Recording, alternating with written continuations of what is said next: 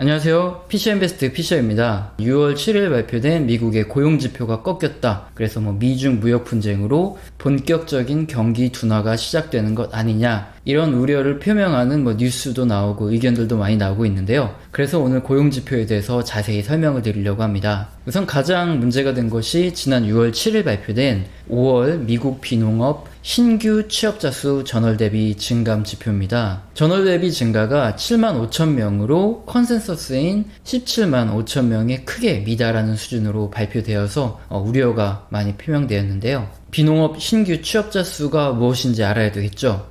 미국의 전체 취업자 중에서 계절적 변동이 큰 농축산업을 제외하고 전월 대비 미국 취업자 수가 얼마나 증가했냐, 이거를 알 수 있는 지표가 바로 비농업 신규 취업자 수 증감 지표입니다. 미중 무역 분쟁이 장기화되는 상황에서 컨센서스라고 하죠. 이 다수 전문가 아니면 기관에서 예상하는 이것들의 평균값에 미치지 못하는 지표가 실제로 발표되었으니까 시장에 충격을 줄 수 있는 이런 소식입니다. 미국 비농업 신규 취업자 수가 둔화되는 것에 대해서 왜 이렇게 우려를 하는지 이유를 먼저 쉽게 설명을 드리겠습니다. 그림을 보시면 지난 1991년 저축대부조합 사태, 그리고 2001년 IT 버블, 2008년 금융위기 등 경기가 둔화하고 주식시장이 폭락하는 구간을 보시면 주식시장이 폭락하기 전에 선행해서 미국 비농업 신규 취업자 수가 감소하는 모습을 보인 것을 확인할 수 있습니다. 그리고 회색의 음영 구간이 경기의 침체 구간인데요.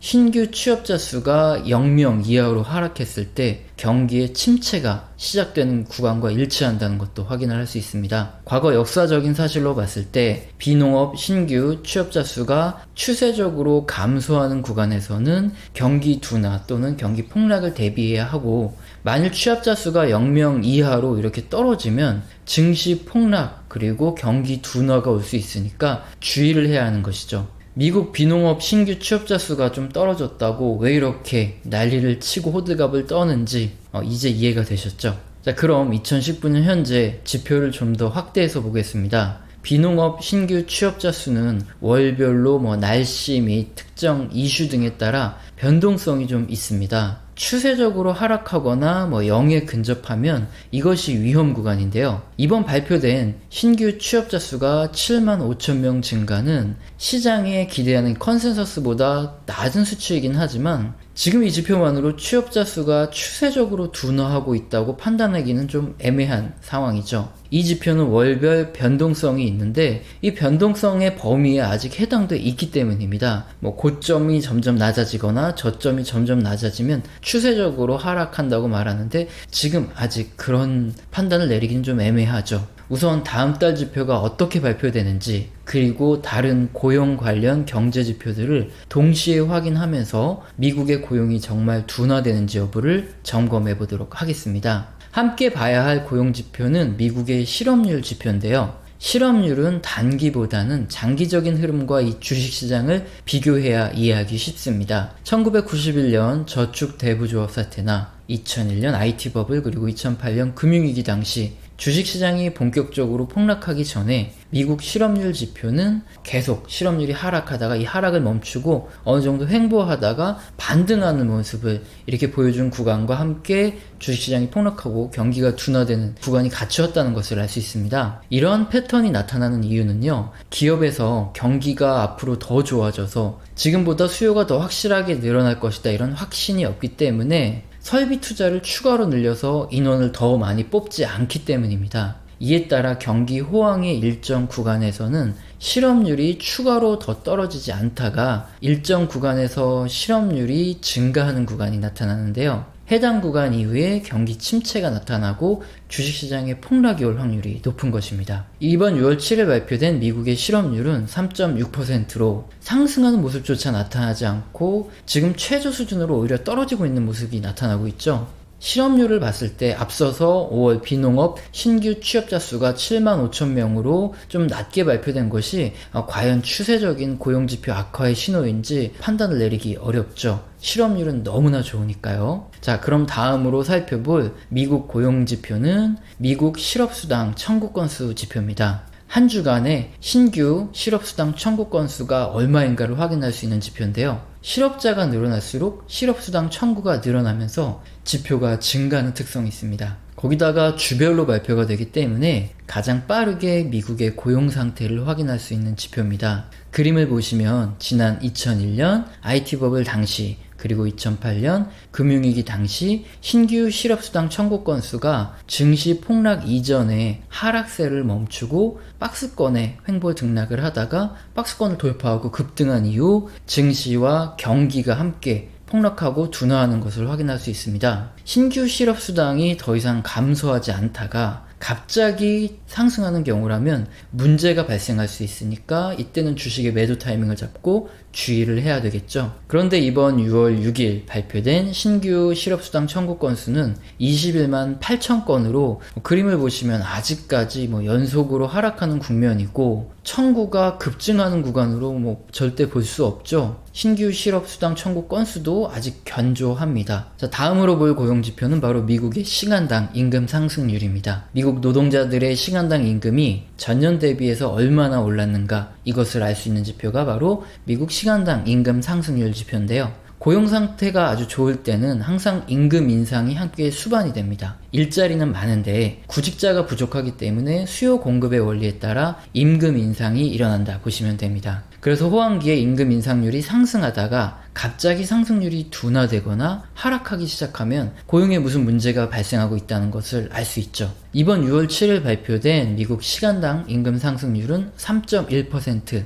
증가했습니다. 약간 둔화하는 모습을 보이기는 하는데 해당 지표도 월별로 등락이 있기 때문에 추세적으로 성장률이 감소하기에는 아직은 약간 좀 애매합니다. 떨어질 것 같기도 한데 다음 달에 또 오르면 이건 추세적으로 하락한다고 보기 어려운 이런 상태죠. 자, 종합을 해보면 6월 7일 발표된 5월 비농업 신규 취업자 수는 7만 5천 명으로 시장의 기대치인 17만 5천 명을 한참 밑도는 수치이므로 시장의 우려가 커졌습니다. 하지만 비농업 신규 취업자 수는 월별로 변동성이 크기 때문에 추세적으로 하락하는지 여부가 더 중요한데요. 지금은 다른 고용 지표들과 함께 고용이 둔화되는지 여부를 함께 보고 판단을 내리는 것이 좋겠죠. 미국의 5월 한 달간 실업률은 3.6%로 최저 수준이고 이번 6월 6일 발표된 미국 신규 실업수당 청구 건수는 21만 8천 건으로 아직 상당히 양호합니다. 반면 시간당 평균 임금 상승률은 3.1% 증가했는데 상승률이 둔화된다고 보기엔 좀 애매한 이런 상황입니다. 미국 신규 취업자 수 증가 지표 그리고 시간당 임금 상승률을 제외하면 나머지 고용 지표들이 둔화된다고 보기 어렵고요. 월별 변동성이 있는 이 박스권의 범위 안에 있으므로 애매하죠. 그래서 다음 달 지표를 반드시 확인해 봐야 되지 지금 섣부르게 판단을 내릴 수 있는 이런 상황은 아닙니다. 미중 무역 분쟁의 악화가 미국 고용에 영향을 미치고 있다고 추측은 되지만 아직까지 발표된 지표만으로는 미국의 고용이 둔화된다고 보기는 어렵습니다. 결론은 아직은 우려할 사항은 아니다는 거고요. 하지만 미국 고용 지표가 이렇게 애매하게 둔화되면서 미국의 경기가 둔화될 수도 있다는 이런 우려를 주는 것은 사실이기 때문에 다음과 같은 내용들을 생각해 볼 수 있습니다. 첫 번째로 미 연준이 예방적인 금리 인하를 할 가능성이 더 높다는 겁니다. 6월 18일부터 19일에 이 미 연준 공개시장위원회 FOMC가 열리는데요. 지금부터 해당 기간까지 연준 의원들은 어떠한 공개 발언도 할 수가 없습니다. 현재 시장에서 연준의 기준금리 인하에 대한 기대감이 상당히 높아져서 거의 확정적으로 생각하는 상태인데요. 연방 기준금리 선물에도 나타나고 있지만 미국채 10년물 금리도 2.12%로 급락하면서 미 연준이 기준금리를 인하할 것이라는 이런 기대감을 그대로 반영하고 있습니다. 최근 ISM 제조업지수 하락에 이어서 앞서서 살펴본 고용지표인 미국 비농업 신규 고용 그리고 시간당 임금 상승률도 약간 둔화되는 이런 흐름은 미 연준 의원들이 금리 인하를 결정할 때 크게 영향을 미칠 것으로 보여집니다. 당장 이번 6월 회의에서 기준금리를 인하하지 않더라도 경제지표 둔화 또는 경기 둔화 우려 발생 시 언제든지 금리를 인하할 수 있다는 이런 미 연준의 의도만 내비쳐도 현재 수준의 국채금리가 유지되고요. 주식시장에서도